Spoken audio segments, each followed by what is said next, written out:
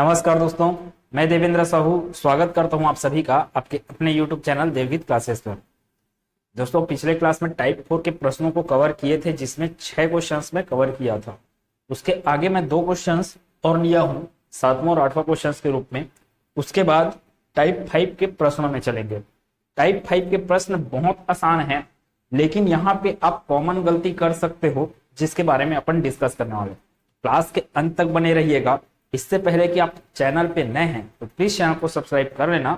Video अच्छा लगेगा तो वीडियो को लाइक कीजिएगा, ज्यादा से ज्यादा इसको शेयर कीजिएगा और बेल आइकन को क्लिक करना मत भूलिए, क्योंकि मैं कोई भी वीडियो डाल रहा हूँ, कई लोग क्या है कि वीडियो तो देख रहे हैं लेकिन वो नोटिफिकेशन को ऑन नहीं किए हैं कि अगला वीडियो डले तो फिर वो देख नहीं पाते हैं। तो नोटिफिकेशन को ऑन करने के लिए आपको बेल आइकन को क्लिक करना पड़ेगा, ताकि आपको अगला वीडियो डले तो उसका तुरंत नोटिफिकेशन आपको मिल जाए। वैसे हर रोज को, लगभग हर रोज मैं शाम को 7 बजे ये वीडियो अपलोड कर देता हूं। मैं यूट्यूब पर ये वीडियो अपलोड हो जाता है, तो चैनल के प्लेलिस्ट में जैसे मैं सीक्वेंस दिया हूं, रीजनिंग करके जो आपका प्लेलिस्ट बना हुआ है, उसमें आप जाइए और पूरा सीक्वेंस से हर एक चीजों को कवर करते रहिए। सभी प्रतिस्पर्धी परीक्षाओं में, सभी कॉम्पिटिशन एग्जाम में ये पूरा का पूरा इंपॉर्टेंट है। अभी 2 महीने बाद या 1.5 से 2 महीने बाद प्री बीएड और प्री डीएड का एग्जाम होगा, वहां पे फिर ये सभी रीजनिंग्स आने वाले हैं। तो उम्मीद है कि मेरी बात आपको समझ में आ रही होगी। क्लास को स्टार्ट करता हूं मैं इस प्रश्न से, 7वें प्रश्न और 8वें प्रश्न से। लॉजिक क्या था आपको याद रहना चाहिए इन लोगों का।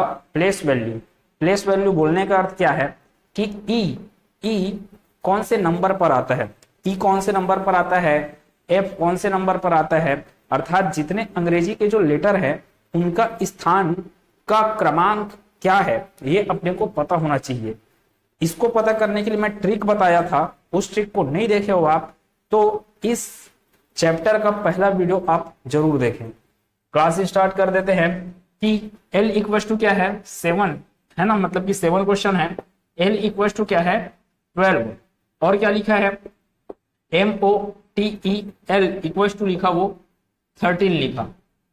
तो क्या लॉजिक बन रहा होगा, मैं जानता हूं कि लॉयन को देख के 12 बजना, ये ट्रिक था। 12 बजा मतलब कि लॉयन का जो प्लेस नंबर है, कौन से नंबर में आता है, एल आता था 12 नंबर में, और उसका स्थान का नाम ही लिख दिया है यहाँ पे, स्थान का क्रमांक ही लिख दिया है यहाँ पे, कितना है 12। अब इसी आधार पे मैं जाऊंगा तो M मेरा 13, O का ई जो टी करके पढ़े थे, जिसमें ई क्या है 5 है, जे क्या है 10 है, O क्या है 15 है, तो उसका क्रमांक कितना हुआ 15। टी के लिए था 20, ई के लिए है 5 और एल के लिए कितना है 12 है। अब इसको ये क्या किया होगा कि वो 13 पाया होगा, वही लॉजिक मेरे को सोचना है। अब मान लो मैं इसको जोड़ देता हूं, जोड़ दूंगा तो क्या होगा, 13 + 15 + 20 + 5 + 12 कितना आएगा, 13 और 15 को जोड़ेंगे तो आता है 28। 28 में 20 को जोड़ दिए कितना आ गया 48, ठीक है। फिर उसके बाद 48 में 5 जोड़े कितना आया 53 आएंगे। 48 में 5 जोड़े 53 आ गया। 53 में हम लोग जोड़ दिए 12 को, कितना आ गया 65 आ गया। कितना आया ये 65, लेकिन दिया कितना है आपको 13। तो इस 65 को मैं भाग दे दूंगा अगर 5 से भाग दे दिया मैं इसको, 65 को किससे भाग दे दिया 5 से, तो कितना आएगा आंसर 13। और उसी 13 को यहाँ पे लिखा है 5 से ही आप भाग क्यों दिए, बोलने का अर्थ यहाँ पे क्या समझ में आया, 65 को मैं 5 से इसलिए भाग दे दिया, लॉजिक बता रहा हूं ना इस प्रश्न का। 65 को मैं 5 से इसलिए भाग दे दिया क्योंकि इस मॉडल वर्ड में कितने लेटर हैं, 5 लेटर है। तो इसी हिसाब से एल भी होगा। एल का प्लेस वैल्यू कितना है 12 है, और एल कितना लेटर है उसमें, एल में एक ही लेटर है। तो 12 को मैं कैसे लिख सकता हूं, बटे के रूप में लिखूंगा, तो ये लिखूंगा 12/1, इसका अर्थ कितना आया 12।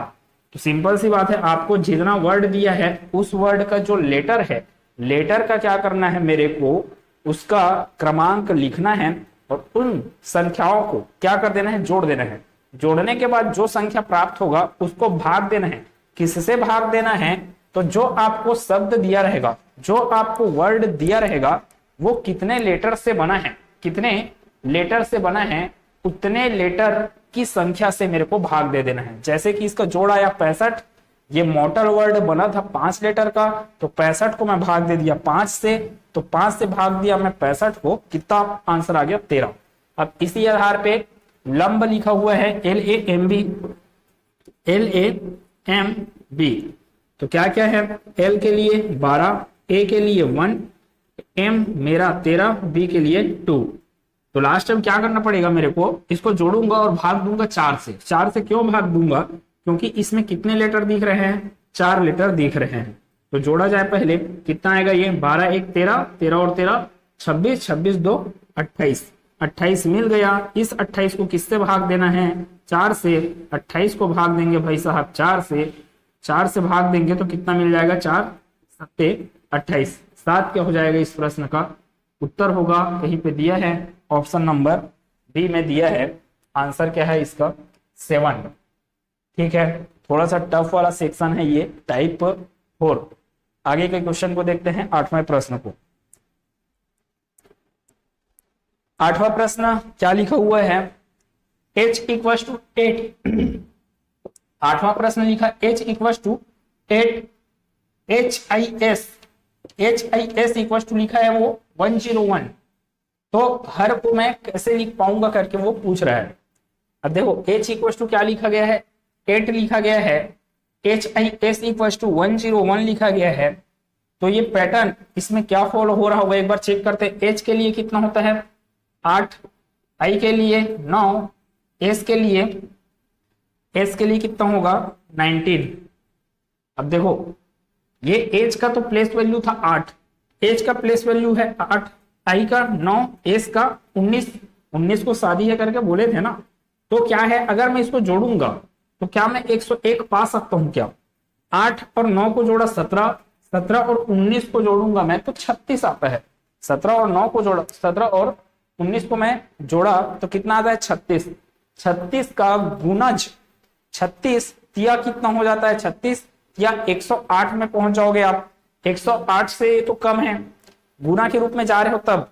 तो इसको कैसे प्राप्त करेंगे थोड़ा ध्यान दीजिएगा।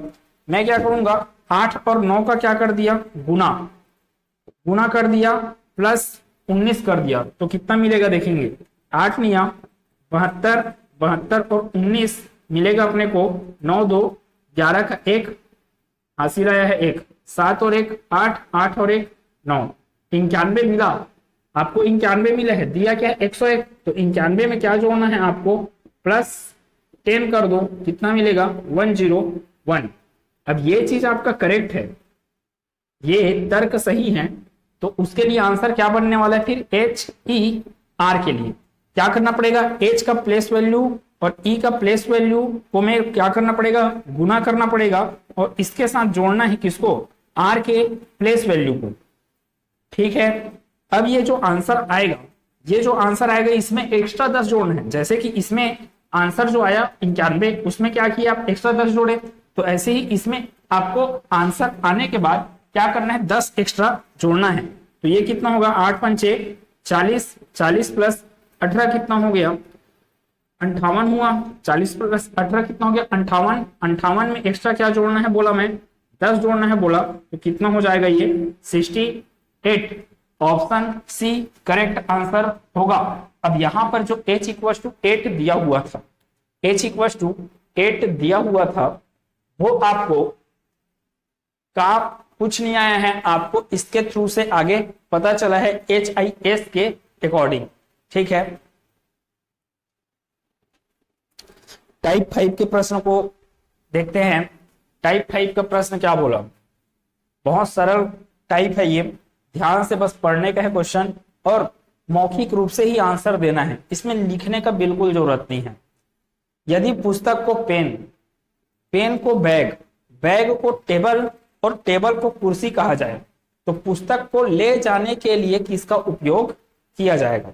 अब देखो इसमें क्या क्या दिया है, पुस्तक दिया है, पेन दिया है, बैग दिया है, टेबल दिया है, टेबल को मतलब टेबल क्या दिया है, कुर्सी दिया है। अब पुस्तक को ले जाने के लिए, आप पुस्तक को ले जाने के लिए किसका यूज करोगे, इसमें से पुस्तक का यूज करोगे क्या, पुस्तक को ले जाने के लिए पुस्तक का यूज करोगे क्या, पुस्तक को ले जाने के लिए पेन का यूज करोगे क्या, पेन ले जा सकता है क्या पुस्तक को, पुस्तक को ले जाने के लिए बैग का यूज करोगे क्या? तो हाँ, बैग पुस्तक को ले जा सकता है। टेबल, टेबल से थोड़ी ले जाते हो भाई पुस्तक को। पुस्तक को आप किससे ले जाते हो? पुस्तक को ले जाते हो आप बैग से। मतलब कि पुस्तक को बैग से ले जाते हो। और बैग को क्या कहा गया है? बैग को क्या कहा गया है? बैग को टेबल कहा गया है। तो आंसर क्या होगा यहाँ पर? टेबल। बैग को क्या कहा गया है? टेबल। आपको लॉजिकली पता होना चाहिए, अपने दिमाग में पहले से ही पता होना चाहिए ये चीज कि पुस्तक को ले जाने के लिए क्या यूज किया जाता है। पुस्तक को ले जाने के लिए अपन यूज करते हैं बैग, लेकिन ऑप्शन में यहाँ पे बैग भी रहेगा और देख रहे हैं बैग भी ऑप्शन में, और आंसर लगा दिया आप बैग, ठीक है, जो कि गलत है। आपको पता है कि बैग के माध्यम से ले जाया जाता है किसको? पुस्तक को, लेकिन बैग को ही वो क्या बना दिया है? बैग को ही वो बना दिया है टेबल। तो आंसर क्या होगा? टेबल। अब फिर आप बोलोगे सर बैग को तो टेबल बनाया, लेकिन टेबल को तो वो फिर से कुर्सी बना दिया है। टेबल को वो कुर्सी बना दिया है, तो लास्ट में क्या चीज मिल रहा है? कुर्सी। तो आंसर क्या होगा? कुर्सी बोलोगे आप। तो वहां तक आपको नहीं जाना है, सिर्फ एक पद तक जाना है। एक पद, कौन सा पद बोला मैं? बैग को क्या बोला गया है? टेबल। आपका आंसर क्या आ रहा था? पहले से सोचा हुआ आंसर क्या था? बैग। बैग को क्या बोल दिया है? वो टेबल। मतलब कि आंसर क्या हो जाएगा आपका? टेबल। अब मैं बोलता अगर आपको कि पुस्तक किसे कहेंगे? पुस्तक किसे कहेंगे? तो पुस्तक किसको बोल पा रहे हो? पुस्तक को पेन कहा जाए करके, है ना? तो आंसर क्या हो जाता? पेन, ठीक है। या वो बोलता कि हम किस पर बैठते हैं, इनमें से हम किस पर बैठते हैं? तो हम इनमें से किस पर बैठते हैं? तो कुर्सी पर बैठते हैं। अब देखो कुर्सी को वो क्या बोले है? कुर्सी को तो कुछ बोला ही नहीं है, तो आंसर क्या हो जाता उस टाइम पे? कुर्सी। कुर्सी के लिए कुछ, कुर्सी को टेबल कहा जाए ऐसा नहीं लिखा है वो। अगर आपको पूछा रहता कि हम बैठते किस पर हैं, तो अपने को पता है कुर्सी पर बैठते हैं। अब यहाँ पे देख लेते हैं कि कुर्सी को क्या कहा गया है। तो यहाँ पर कुर्सी को किसी और से परिवर्तित नहीं किया गया है, इसलिए आंसर होता आपका सिर्फ कुर्सी ही। फिर बोल दिया जाता हम लोग लिखते किससे हैं? हम लोग लिखते किससे हैं? तो आंसर मत लगा देना पेन। आंसर मत लगा देना पेन। आपको पता है पेन से लिखा जाता है, लेकिन पेन को ये क्या बोल दिया है? पेन को बोल दिया है वो बैग। अर्थात आंसर क्या हो जाता? हम लोग बैग से लिखते हैं। ठीक है, ये है रीजनिंग। कितना सरल प्रश्न है, लेकिन आप जबरदस्ती का, आपको पता है जो चीजें हैं पहले से, उस हिसाब से अगर जाओगे यहाँ पर, तो यहाँ पे आपसे गलती हो जाएगा। समझ आया क्या? वैसे यहाँ पर भी देखते हैं हम। सेकंड क्वेश्चन में लिखने में कुछ मिस्टेक हो गया था, इसको मैं सुधार दिया हूं। यदि वाटर को रोड कहा जाए, रोड को क्लाउड कहा जाए, क्लाउड को स्काई कहा जाए, क्लाउड को स्काई कहा जाए, और स्काई को सी कहा जाए, और उसके बाद क्या है? सी को पाथ कहा जाए, सी को पाथ। अब इसमें आपको क्या है पूछा? क्या है? वायुयान कहाँ उड़ेगा? वायुयान कहाँ उड़ता है? आपको पता है कि वो उड़ता है आसमान में, बादल में नहीं उड़ता है। ये लोग बोलते हैं बादल में उड़ रहा है, बादल में नहीं उड़ता है, आसमान पे उड़ता है। कौन? वायुयान। अब मेरे को ये तो पता होना चाहिए कि आसमान को इंग्लिश में क्या बोलते हैं। अब आसमान का अर्थ क्लाउड नहीं होता है, आसमान का अर्थ इंग्लिश में क्या होता है? स्काई। अब देखते हैं स्काई कहाँ पे लिखा है। तो स्काई यहाँ पर लिखा हुआ है, एक तो यहाँ पे लिखा है, एक तो यहाँ पे लिखा हुआ है। तो स्काई को आप क्या बोले? सी। स्काई को आप क्या बोले हो? सी। तो आंसर क्या होगा? सी। सी मतलब कि समुद्र। ठीक है, स्काई को आप सी बोले। आपको पता है स्काई मतलब होता है आसमान, और आसमान में क्या उड़ता है? वायुयान। वायुयान आसमान में उड़ता है, सॉरी आसमान में उड़ता है, और आसमान जो स्काई है उसको आप क्या बोल के रखे हो? सी बोल के रखे हुए हो। तो आंसर क्या हो जाएगा अपना? सी होगा। देखो सबका मीनिंग आपको पता होना जरूरी है। वाटर मतलब पानी, रोड मतलब कि आपका सड़क है, फिर है क्लाउड मतलब कि बादल, फिर स्काई मतलब आसमान, और सी मतलब कि समुद्र, और पाथ मतलब कि रास्ता। अब वो बोल देगा कि हम लोग गाड़ी किस पर चलाते हैं? गाड़ी किस पर चलाते हैं? तो गाड़ी रोड पे चलाते हैं। अब आंसर आपका रोड नहीं आएगा। गाड़ी किस पर चलाते हैं? तो आंसर मत लगा देना रोड। वो भाई साहब रोड को चेंज करके क्या लिखा है? रोड को चेंज करके लिखा है क्लाउड। मतलब रोड को क्या बोला जाए? क्लाउड बोला जाए। क्लाउड मतलब कि बादल।